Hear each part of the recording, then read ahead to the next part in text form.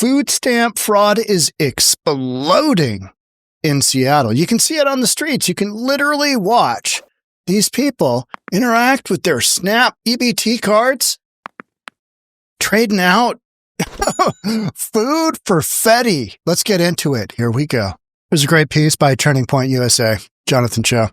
If it wasn't for SNAP benefits, I wouldn't be able to feed my children. As millions of low-income Americans wait for food stamp benefits to be fully restored. Because we literally don't have anything to eat today or tomorrow. Does it work? I don't know. Seattle's Chinatown International District is facing another kind of problem around this government assistance program. Fraudulently using food stamp cards. Last month, SPD arrested 11 people in a food stamp fraud ring, with several more suspects still at large. Has your EBT card been shut down yet? Or investigators say homeless drug addicts were targeted and convinced to sell their benefit cards for cash on the streets. Police say that cash would then be used to buy drugs in the Chinatown International District. But even after this massive bust, the hustlers are now back in business. you guys selling EBTs? Yeah. How much? 50. In this Frontlines Turning Point USA Discovery Institute joint investigation, we went straight to the epicenter of this black market. That's it? Okay, but how much you want for that then? 25. 25? Ooh. I mean, I'll pay $10. The moment I arrived, How do I know you got credit on that? several people offered me their food stamp cards for pennies on the dollar. Yeah, I got 290. 300. 300. These guys ended up arguing with each other because they were both competing for my business. Oh, that's yours? I thought that's his. No, it's mine. He was helping me out. So they could feed their fentanyl addiction. I can't get no money. Here's how it works. A runner took me to this local grocery. This is the part of the video. I have not seen this. This kind of filled in a few like bits and pieces here of this whole thing. It's like, okay, yeah, you discount it, but I always hear, all this other stuff behind the scenes of how it goes down. Card for Fetty, and here it is. Card for cash, whatever. Grocery store. Asked me to pick out $200 worth of items and said I could have it all for half the cost. That's a $100 savings. I did not follow through for obvious legal reasons. Even as I was trying to leave, I was getting hounded by more food stamp card sellers. He's breathing, so he's okay. Breathing, you He's sure? alive. Yeah. But community activist Tanya Wu says others come to Chinatown and take advantage of the system every day. We know what the cycle looks like.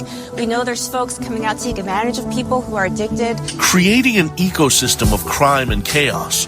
Out of all the neighborhoods in the city, the CID consistently ranks in the top 3 for fights, shootings, and drug deals. We're overwhelmed.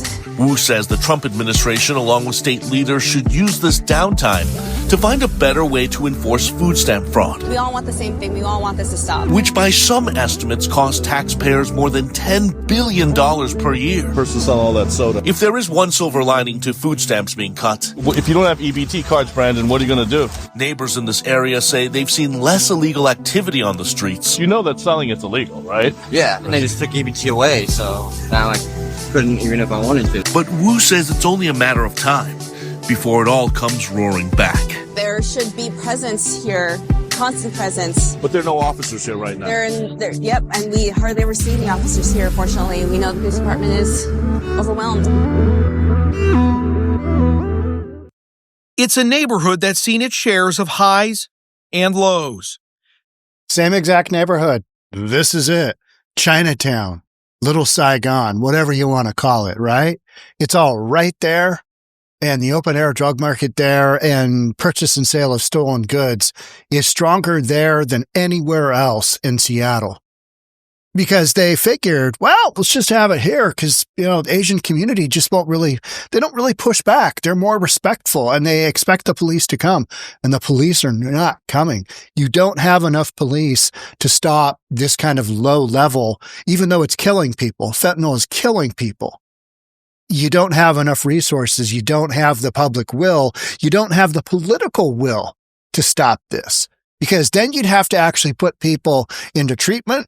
You have to put them into psych wards, or you'd have to put them into jail. You have to figure out where to put them because they can't be on the streets. So in the meantime, they're on the streets. And this is one of those ways that they can fund purchase of illegal drugs and just keep the whole homelessness industrial complex fueled by, stealing from the community or doing this kind of fraud with taxpayer money, with EBT cards. After years of enforcement and city cleanups, 12th and Jackson still looks much the same. Police are now going after the money that's being used to traffic drugs here. As officers observed individuals buying EBT cards. Seattle police say they've uncovered a crime ring with a simple scheme. See that lamb seafood? That's where Jonathan Cho went in, I think, right? Right there, lamb seafood? Pretty sure. A crime ring with a simple scheme. People on the street hand over their EBT cards in exchange for drugs or cash at a fraction of the card's value. The buyer then uses that victim's EBT card to buy food or household items and then resells it to other businesses across the region. Business gives them the cash, and then they take the cash, and then the business keeps the food. We see the sales happening right in front of our eyes. Tanya, this is not a surprise to you. No, this is not a surprise at all. We all know this is happening. We're frustrated. Tanya Wu is an advocate for Seattle's Chinatown International District and says rampant EBT fraud has been going on for years. I'm on 12th and Jackson often, and we always see people asking to buy EBT cards, sell EBT cards for as little as $5. Charges filed this week against two suspects say some of the transactions were worth hundreds of dollars. Prosecutors say, quote, given the rampant risk of overdose, these crimes should be considered a violent offense. Agreed. Because it's really impacting our local small businesses, our local community. And we kind of see this as cautious optimism, like hopefully something will change, but we haven't seen much of an effect because 12th and Jackson just seems to be growing. Here's some of the good stuff from the Jeremy Harris article on the video that we just watched. So in a police report, investigators refer to the suspects as EBT traffickers. Jeez. Right? You're a snap card trafficker. You got any on you? You know what I mean? And say they routinely purchased caseloads of fish sauce and coconut from the nearby Lamb's Market on King Street, sometimes making dozens of transactions a day with different people who detectives saw loitering outside the store. So you're basically just running the card in. People are purchasing stuff, taking it out. I mean, just a bunch of different ways to essentially fleece the American taxpayer out of their hard-earned dollars so that a bunch of Looney Tune drug addicts and criminals, low-level criminals, can kind of just do their own thing on the streets. And they don't really, I mean, they've already got a monetization, system in place. Oh, we'll just use the EBT cards. Oh, if that doesn't work, then we go steal from the community. I mean, these big blue liberal cities, this is what they asked for and this is what they get.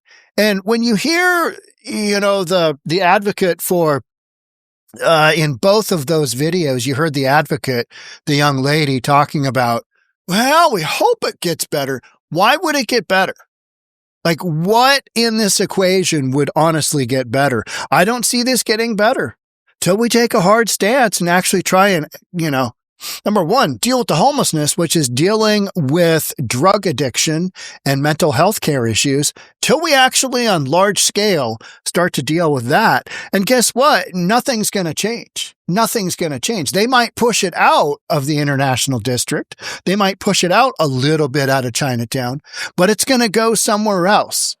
And so at the moment, it's at the Blade, downtown Seattle, Pike and Pine, 3rd Avenue, and it's here in Chinatown. It's South Jackson and 12th Avenue South, South King and 12th Avenue South. It's that corridor, just right in the heart of the International District.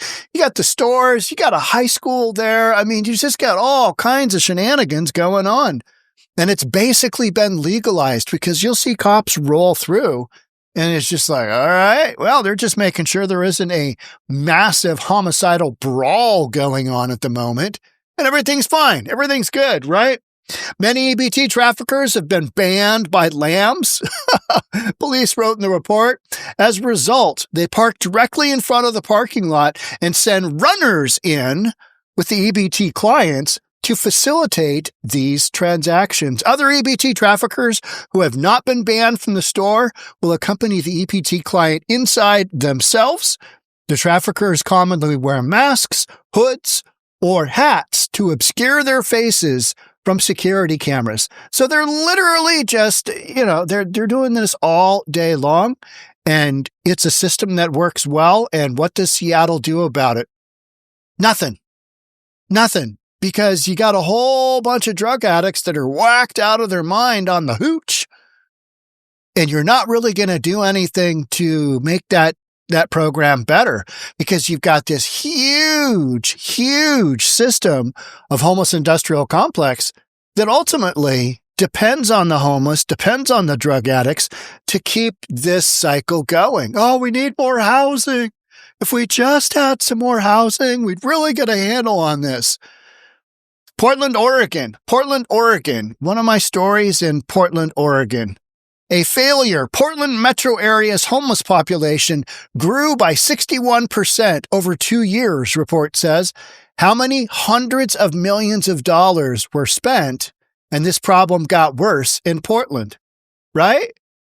How many? Hundreds. Because it's so typical. And what happens? Well, when you build it, they will come. Oh, that's weird. Giving them everything but the drugs, and they're coming to our community. I don't get it. Who knew, right? Just ridiculous. I have observed suspects approach an apparent opiate user, known because they're folded over or they're getting ready to fold over, and ask them EBT, along with how much, the detective wrote in the report. I've had conversations with multiple EBT clients and opiate-addicted persons who have explained how EBT trafficking works. People who live in places such as Everett or Tacoma have come to this specific block with prior knowledge that this activity occurs here. You've got a clearinghouse. You got a piece of tinfoil there. There's the smushed up opiate pill, whatever it might be. And there's your little butane crack torch. So bad. According to police, a drug dealer in the area took advantage of the EBT transactions. No kidding. Officers found that narcotic sellers were aware of the EBT schemes and that the addicted people now had cash on hand. You are literally providing liquidity to this marketplace, meaning you've got a source of cash to fuel it all with EBT cards. And this has been going on forever. I mean, it just has. This has been going on forever. But with the recent, government shutdown, everybody's like, oh, what's going to happen with our SNAP cards? Trump is out there saying, oh, it's mainly going to affect Democrats. All the Democrats and progressives are like, no, it affects Republicans as well. It affects everybody. Everybody's got to eat. One of the memes I was seeing is that females that are on the EBT program, the SNAP program, on average weigh 212 pounds. Non-EBT, non-SNAP program participants, female in the same age demographic, weigh like 146. So you've got this enormous weight disparity with those who are on EBT because they're able to choose whatever food they want, and oftentimes, it's not all that healthy, right? Let's take a look at this one. SNAP program rampant with fraud. Many participants have health issues, says a report. Supplementer, the SNAP had questions raised about it over the past few days with how beneficial it is or the amount of fraud within the system. That's what people are looking at. Every single time we have a government shutdown, something kind of gets a little look-see. Something gets a little bit of what kind of shenanigans do we have going on there? What's going on there? I see that happening. Weird, right? Nah, this is a straight known quantity. As long as you got people doing a bunch of drugs, which you do in Seattle, San Francisco, same exact thing. LA, same exact thing. You've just got these systems where people can exchange this stuff pretty quickly because we can't really micromanage how people are going to buy food, right? You can't, and you don't have enough police officers. I'm actually surprised that we had this one bust happen because typically you don't have the police resources to go after, let's consider a low level offense. But when you do take into consideration, like my son has passed away, the fact that somebody exchanging EBT for cash for drugs, those drugs can kill you, then that's a violent offense. 100% agree. 100% agree.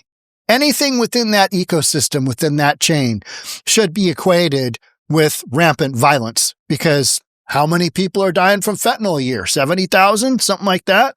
How many people are dying from drug overdoses? 100, 110, 120,000 people. It's like Andrea Suarez says, you know, you got like 300 people a day in an airplane just dropping out of the sky dying because of drug overdoses. And what do? We just look the other way.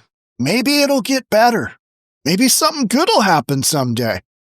You don't have a consistent approach to this. And there's a lot of folks with a lot of approaches, and most of them have to do with you have to be able to involuntarily put people where they need to go, because these are drug addicts and they don't want to go voluntarily to do anything but get more drugs.